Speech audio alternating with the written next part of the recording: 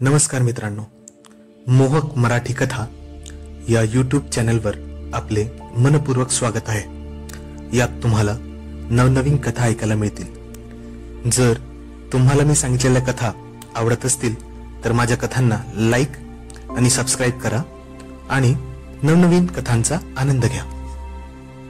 मागच्या भागात आपण दिव्याची कथा सुरू केली होती, तर या कथेचा दुसरा भाग आता तुमच्या समोर सादर करतोय।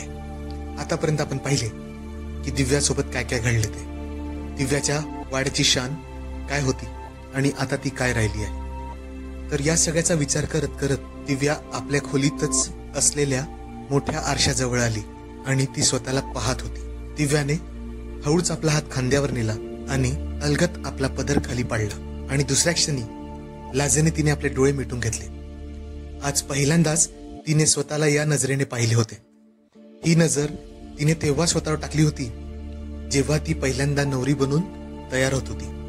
तिने स्वतःशीच काहीतरी विचार केला आणि हळूच स्वतःकडे ती पाहू लागली। यौवनाने भरलेली तिची निळी चोळी, नक्षीदार सपाट पोटावरून उठून दिसणारे नाभी कलश, हे सगळं बघून तिच्या चेहऱ्यावर परत एक हलके स्मित आले आणि पर्वताप्रमाणे डौल दाखवणाऱ्या आपल्या बांध्याला ती परत निरखून पाहू लागली।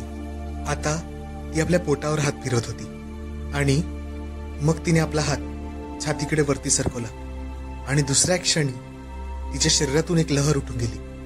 तिचे पाय लपकू लागले। पहिल्यांदाच तिने स्वतःला अशा पद्धतीने स्वतः स्पर्श केला होता आणि तिला असे काही जाणवत होते जे तिला यापूर्वी तेव्हाही जाणवले नव्हते, जेव्हा तिचा पती रणजित तिच्याशी लगट करून तिला तसाच आणि तिथे स्पर्श करायचा। आता ती स्वतःवर ताबा ठेवू शकत नव्हती, म्हणून तिने चोळीच्या हुकवर हात नेला। दिव्याला मागच्या 10 वर्षात कोणत्याही पुरुषाने स्पर्श केलेला नव्हताच। या गेल्या वर्षात तिला तशी इच्छाही झाली नव्हती, पण आपल्या सासूचे शब्द अचानक तिला स्मरणात आल्यामुळे आता सगळंच बदललं होतं आणि पुढे जाऊन तिने स्वतःला वरून पूर्णपणे मोकळं करून टाकला। स्वतःला परत असे उघडे पाहून तिला परत एकदा लाजल्यासारखं वाटलं आणि मोठ्या हिमतीने ती परत स्वतःला पाहू लागली। 33 वर्षाची असून सुद्धा तिचा यौवनाचा डौलदारपणा अगदी तसाच होता। ते पाहून तिला स्वतःवरच खूप गर्व वाटत होता आणि आता ती स्वतःशीच खेळायला लागली। शरीरावरचा फिरता हात कधी खाली आला ते तिला कळलंच नाही। आता तिच्या शरीरात पूर्णपणे आग लागली होती आणि क्षणाचाही विलंब न करता तिने स्वतःला खालून सुद्धा मोकळे केले। शरीरावरचे संपूर्ण कपडे आता बिछाण्यावर पडले होते। स्वतःला आता पूर्णपणे असे पाहताना तिला असे वाटत होते की गेल्या 10 वर्षात तिने स्वतःकडे काहीच लक्ष दिले नाही। अवेळी आलेलं वैधव्य, त्यामुळे कदाचित तिला इतर विवाहित स्त्रियेप्रमाणे स्वतःच्या शरीराची काळजी घ्यायची गरज पडली नाही किंवा तशी इच्छाही वाटली नाही। तिने पहिल्यांदाच स्वतःला असे पूर्णपणे आरशात पाहिले होते। तिच्या तोंडातून एक सुस्कार निघाला। तिला आपल्या आयुष्यात पहिल्यांदाच असा प्रत्यय आला होता की ती किती सुंदर आहे म्हणून। पूजापाठ करता करता तिने लक्षच दिले नाही स्वतःकडे। परत एक कटाक्ष तिने स्वतःवर टाकत ती स्वतःशीच बोलायला लागली। काय तो तिचा डौलदार बांधा, लांब पाय, ज्या ठिकाणी जेवढे मांस हवे अगदी तेवढेच, सुराळीदार कंबर, काळेभोर केस, तुकतुकीत कांती। ती गोल फिरली आणि परत स्वतःला पाठमोरी पाहू लागली। आता तिला वाटू लागले होते की हा आपला एवढा सगळा खजिना कोणत्याही पुरुषाला अगदी वेळ लावायला पुरेपूर आहे। हे सगळं बघून आणि विचार करून ती स्वतःशीच हसू लागली। आता तिला कळले होते की तिला काय करायचे आहे। फक्त तिला आपल्या शरीराची थोडी काळजी घ्यायची होती, म्हणजे बॉडी वॅक्सिंग वगैरे, बस झालं। बाकी सगळं तर तिच्याकडे नैसर्गिकच होतं। खूप मेकअप करायची तिला गरज वाटत नव्हती। आपल्या शरीराशी खेळताना तिला एक गोष्ट जाणवली होती, ती जेवढी उत्तेजित आज झाली होती यापूर्वी तिला एवढी उत्तेजना कधीच वाटली नाही। नवऱ्यासोबत शरीर सुख घेताना सुद्धा एवढी उत्तेजना तिला कधीच जाणवली नाही। त्याचमुळे की काय, तिला त्या गोष्टीचा आनंद घेता येत होता, उलटे त्याचे दडपणच येत होते। पण आजच्या आनंदाचा तिला उच्चांक गाठायचा होता। त्यामुळे तिने स्वतःचे शरीर खाली हातरलेल्या गालिच्यावर झोकून दिले आणि अचानक पुन्हा तिची नजर आरशाकडे गेली। खाली गालिच्यावर पडलेल्या स्वतःच्या उघड्या देहाकडे पाहताना तिला वाटले की जणू तिचे शरीर जगातील सर्वात सुंदर शरीर आहे। मोकळे विखुरलेले केस, कमानीप्रमाणे वाकलेली कंबर, वर छताच्या दिशेने लयबद्ध बाग काढलेले तिचे ऐवज, तिचे लांब सैल केलेले पाय। तेवढ्यातच एक वाऱ्याची झुळूक आली आणि तिला लगट करून गेली। एक गोड शहारा तिच्यात उठला आणि ती मोहरून गेली. तिचे हात सळसळले आणि तिने शेवटी स्वतःला उत्कंठेच्या सीमेपार पोहोचवून स्वतःला आकडून घेतले. आता तिचे स्वतःशी चाललेले द्वंद्व संपले होते. सगळी शांतता झाल्यावर तिच्यात काहीच त्राण उरले नव्हते. यापूर्वी तिने स्वतःला एवढे अशक्त कधीच अनुभवले नव्हते. काही वेळ तशी स्तब्ध राहून तिने स्वतःला परत आरशात पाहिले आणि अचानक एक चमक तिच्या डोळ्यात आली. तिचे डोके दुखू लागले. तिला हे समजायला बराच वेळ लागला की काही वेळापूर्वी आवश्यक तिने स्वतःचेच डोके जमिनीवर एक दोनदा आपटून घेतले होते. म्हणूनच तिला आता दुखत होते. तिला आता स्वतःचेच हसू आले. तिला आता समजले होते की इथून पुढे आता तिला काय करायचे. ती अशी जमिनीवर पडून होती. झालेल्या श्रमामुळे तिला कधी झोप लागली हे तिला कळले सुद्धा नाही. तिला जाग आली तेव्हा सकाळचे 5 वाजले होते. तिने काल रात्रीच ठरवलं होतं की काय करायचे आहे आणि कसे करायचे ते. ती आजपासूनच कामाला लागणार होती. तिने ठरवलेले तिला काहीही करून प्रत्यक्षात उतरवायचे होते. काहीही म्हणजे अगदी काहीही. ती उठली, तयार होऊन खाली उतरली. घरात सगळीकडे स्मशान शांतता पसरली होती. ती तडक आपल्या सासऱ्यांच्या म्हणजे भाऊसाहेब इनामदारांच्या रूमजवळ आली. त्यांचे दार उघडेच होते. ती कानोसा घेत आत शिरली. भाऊसाहेब अजूनही बिछाण्यावर दारूच्या नशेत धूत पडले होते आणि एवढे पडले होते की त्यांचा एक हात जमिनीवर झुलत होता. अजूनही त्यांच्या हातात दारूची बाटली तशीच होती. त्यांची अवस्था पाहून तिचा कंठ दाटून आला. पूर्वी सगळे त्यांना खूप मान देत होते आणि एका अदबीने त्यांच्याशी बोलत होते.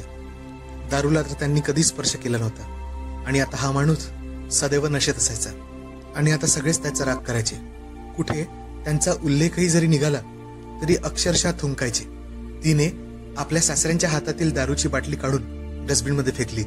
तिला माहित होते जर वाड्याची प्रतिष्ठा परत मिळवायची असेल तर 10 वर्षापासून गाढ झोपेत असलेल्या आपल्या सासऱ्याला जागे करावे लागेल.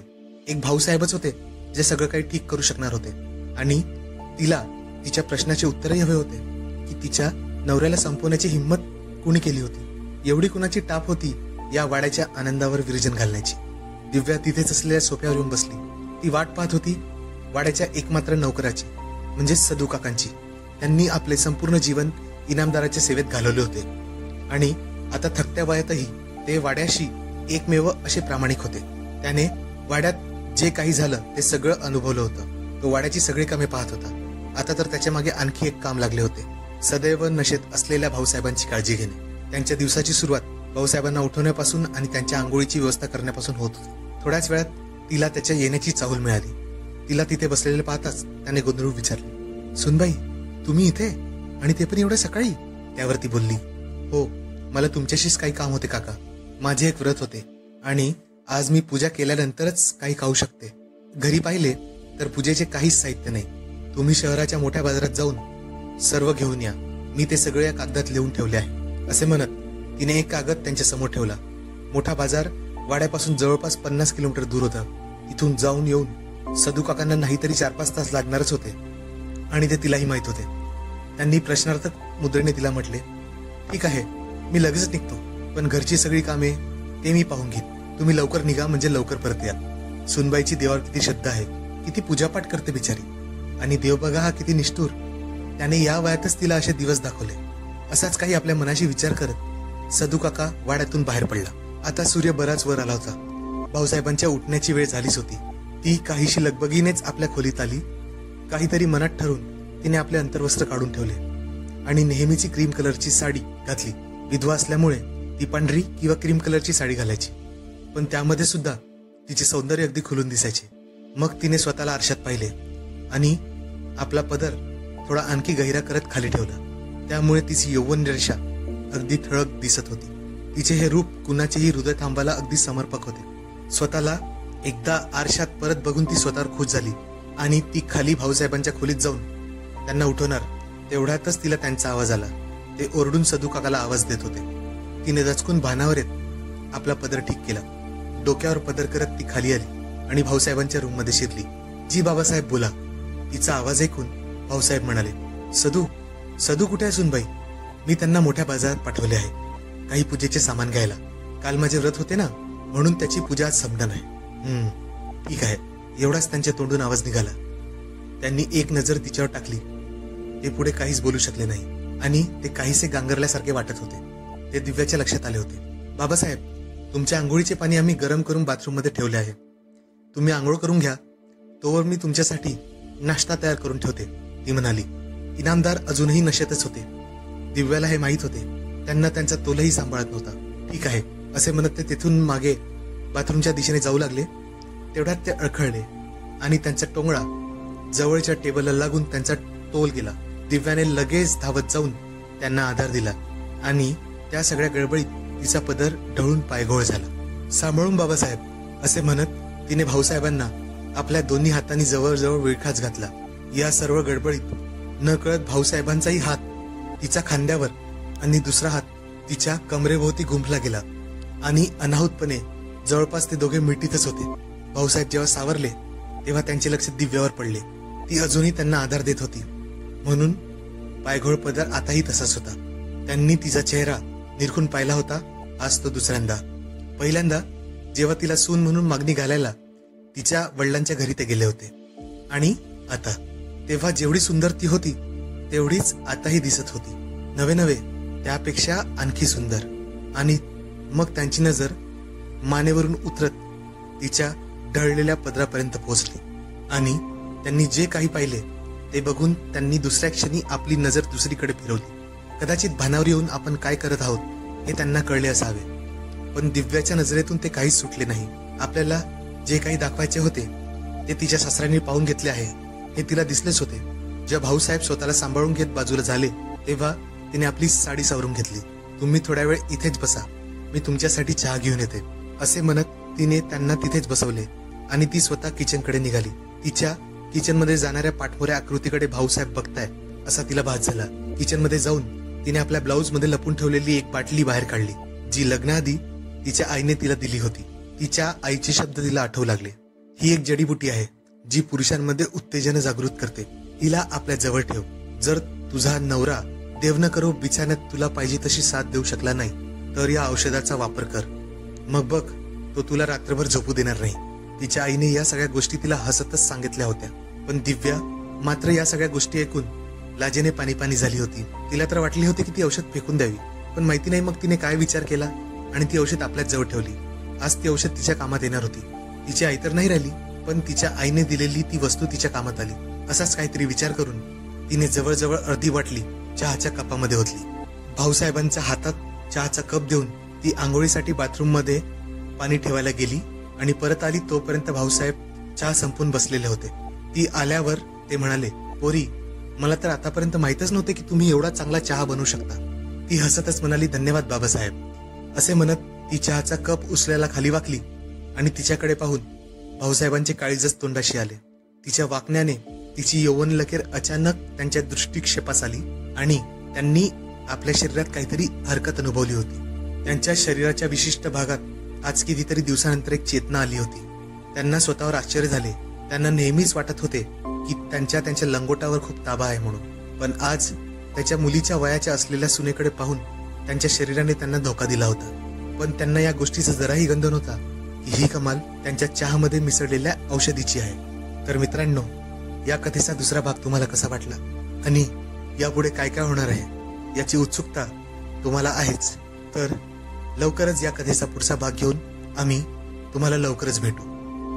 तर मित्रांनो, आशा करतो की तुम्हाला आजची कथा आवडली असेल. अशाच नवनवीन कथा ऐकण्यासाठी मोहक मराठी कथा या चॅनलला लाईक, शेअर आणि सबस्क्राईब करा. तसेच आपले अभिप्राय कमेंटमधून आम्हाला देत राहा. आमच्या चॅनलला सपोर्ट करण्यासाठी तुम्ही थँक्स बटन दाबून आम्हाला सहकार्य करू शकता.